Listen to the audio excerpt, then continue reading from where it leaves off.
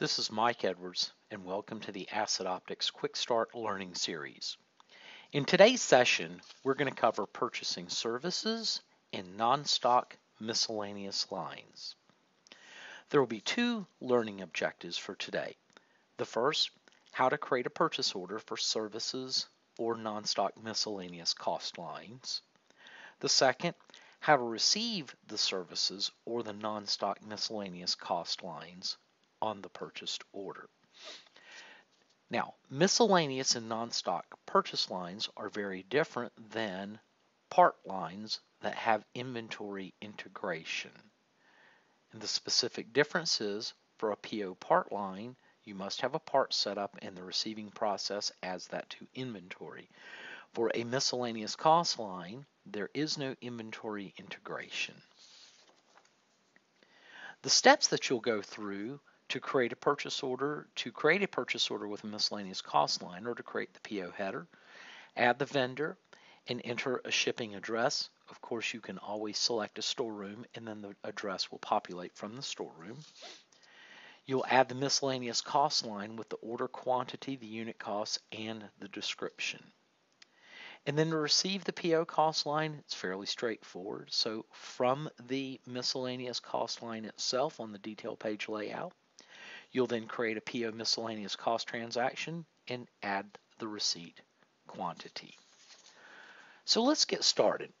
First, we will navigate to the Purchase Orders tab and click the New Command button. And we're just going to go ahead and create an order and bypass the requisitioning process. In the description, we can just put a general description for what the purchase order is, and we're just going to say contract labor services to repair catwalk. We're going to choose the vendor, and in this scenario, we're choosing 5-Star Mechanical. Now, as I said earlier, we could directly enter the shipping address, or we may optionally choose a storeroom that is associated with our site, and the address will default from the storeroom. I'm going to click Save. Scroll down to the Pio Miscellaneous Cost, and we'll enter a miscellaneous cost. And we'll enter here, and we're going to say labor, and we're going to just say that's in hours to weld catwalk.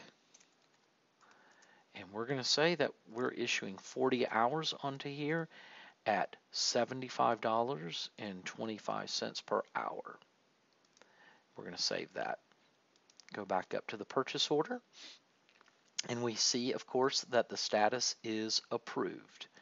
I'm going to go change this all the way up to released, because we're going to give the vendor this purchase order number for that amount of time.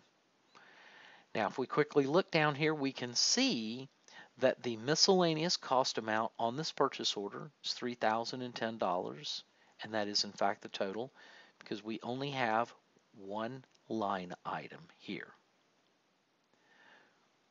Now, upon receipt of an invoice, and we want to receive this item, these services, you'll navigate to the PO miscellaneous cost line and then enter a miscellaneous cost transaction. And the only transaction type that can be entered is a receipt. So first, we're going to do a transaction quantity of 4, and we're actually, let's say 4.5. And then we're going to put here hours for Monday, 7/23. And we're going to enter a second line, and we're going to put in now 5. And here we're going to say hours for Tuesday, 7/24.